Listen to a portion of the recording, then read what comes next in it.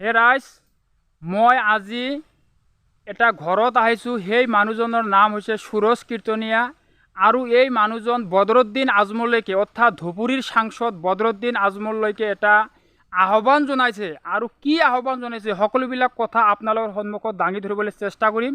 তেনেহ'লে বলক এতিয়া আমি ভিডিঅ'টো আৰম্ভ কৰোঁ। গুড মৰ্নিং ৰাইজ, আশা কৰোঁ আপোনালোকে ভালে আছে, ময়ো ভালে আছোঁ। মোৰ আন এটা নতুন ব্লগ লৈ আপোনালোকক স্বাগতম জনাইছোঁ।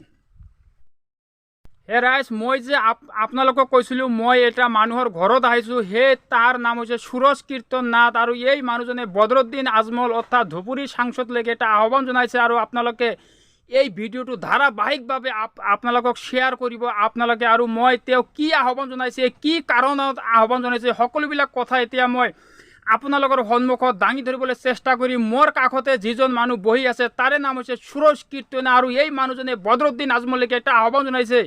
কি আহ্বান জনাইছে এই মানুহজনে? এটা বদৰুদ্দিন আজমললৈকে এটা আহ্বান জনাইছে। এই মানুহজনৰ হাত আৰু ভৰি একেবাৰে ভাঙি গৈছে। এই মানুহজন চিকিৎসা কৰাৰ কাৰণে কোনো মানুহ আজিলৈকে তাৰ জীৱনত আগবাঢ়ি অহা নাই। দৃষ্টিগোচৰ হৈছে আজিৰ পৰা 7-8 দিন আগত চাপৰ ৰাজচক্ৰ অৰ্থাৎ আব্দুল আজিজ নামৰ এজন মানুহ তাৰ একে অৱস্থায় বদৰুদ্দিন আজমলে সহায় কৰিছে। তাৰ কাৰণে এই মানুহজন যেতিয়া দৃষ্টিগোচৰ হোৱাৰ কাৰণে এইজন মানুহ বদৰুদ্দিন আজমললৈকে এটা আহ্বান জনাইছে যে আপুনি মোক কিবা আৰ্থিক সাহায্য কৰক। আৰ্থিক সাহায্য কৰি তাৰ হাত আৰু ভৰিটো যিটো ভাঙিছে যাতে ভাল হয়, আপোনাৰ আৰু মোৰ নিচিনা যাতে এই মানুহজন জীৱন যাপন কৰি থাকিব পাৰে, তাৰ কাৰণে এই মানুহজনে বদৰুদ্দিন আজমললৈকে এই কাৰণে আহ্বান জনাইছে। মই পুনৰ কৈছোঁ, চাপৰ ৰাজচক্ৰ বহালপুৰৰ 7-8 দিন আগত আব্দুল আজিজ নামৰ এজন মানুহ বদৰুদ্দিন আজমল তাৰ একে ধৰণৰ হাত ভৰি ভাঙিছে। তেওঁক যেতিয়া সহায় কৰিছে তাৰ দৃষ্টিগোচৰ হৈছে। এই মানুহজনৰ দৃষ্টিগোচৰ হোৱাত এই মানুহজনে আজি মোক মাতি আনি এই ভিডিঅ'টো বনাবলৈ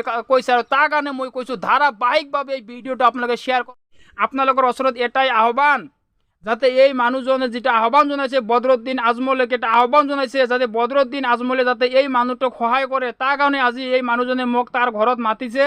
গতিকে মোৰ এটা আহ্বান আপোনালোকৰ সন্মুখত, আপোনালোকে এই ভিডিঅ'টো ধাৰাবাহিকভাৱে আপোনালোকে শ্বেয়াৰ কৰক। ধাৰাবাহিকভাৱে এই ভিডিঅ'টো আপোনালোকে শ্বেয়াৰ কৰি যাতে বদৰুদ্দিন আজমলৰ যাতে দৃষ্টিগোচৰ হয়, তাৰ কাৰণে আপোনালোকে সকলোৱে এই মানুহজনৰ স্বাৰ্থৰ খাতিৰত এই মানুহজনক এবাৰ আপোনালোকে চাই এই ভিডিঅ'টো আপোনালোকে ধাৰাবাহিকভাৱে আপোনালোকে শ্বেয়াৰ কৰক। মই পুনৰ কৈছোঁ, এই মানুহজন 7-8 বছৰ হ'ল মানুহটো গাড়ীত দুৰ্ঘটনা হৈছিল।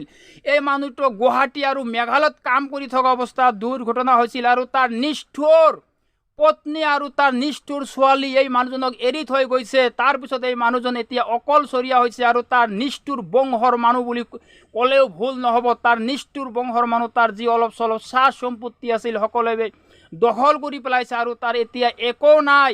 তেওঁ এতিয়া চিকিৎসা কৰাৰ তাৰ কোনো উপায় নাই। তাৰ কাৰণে এই মানুহজন এতিয়া ঘৰতে বহি আছে। 5 কিলো চাউল লৈ এই মানুহজন মাহ চলিব লগা হয়। তেনেহ'লে এই কথা আপুনি এবাৰ ভাবক, ময়ো এবাৰ ভাবিলে হতভাংগৰ বাহিৰে কোনো বিকল্প কথা ভাবিব নোৱাৰি। তাৰ কাৰণে এই মানুহজন ধুবুৰীৰ সাংসদ বদৰুদ্দিন আজমললৈকে এটা আহ্বান জনাইছে, তাক আৰ্থিক সাহায্য কৰি তাৰ ভাল হয় আপোনাৰ আৰু মোৰ নিচিনা যাতে এই মানুহজন জীৱন যাপন কৰিব পাৰে। মোৰ ওচৰতে যিজন মানুহ বহি আছে তাৰে নাম হৈছে সুৰজ কীৰ্তনীয়া আৰু এই মানুহজনৰ হাত আৰু ভৰি ভাঙিছে। মানুহজন খোজ কাঢ়িব নোৱাৰে, কোনো কাম কৰিব নোৱাৰে। কেৱল চৰকাৰীভাৱে 5 কিলো চাউল এইজন মানুহ বা এইজন মানুহ জীৱন যাপন কৰি আছে।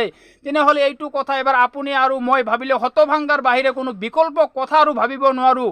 মই এই কথাটো আপোনালোকক বাৰ অনুৰোধ কৰিছোঁ যে কোনো যদি বদৰুদ্দিন আজমললৈকে এই ভিডিঅ'টো আপোনালোকে ধাৰাবাহিকভাৱে শ্বেয়াৰ কৰিব লাগে। আজিৰ ভিডিঅ'টো যদি আপোনালোকৰ ভাল লাগিছে তেনেহ'লে প্লিজ এটা লাইক কৰিব, শ্বেয়াৰ কৰিব, ছাবস্ক্ৰাইব কৰিব, লগতে কাষত থকা বেলটো দবাই দিব। আজিৰ ভিডিঅ'টো ইয়াতে সামৰি মাৰিলোঁ। আন এটা নতুন ভিডিঅ' লৈ অতি সোনকালে আপোনালোকৰ মাজত আহি আছোঁ।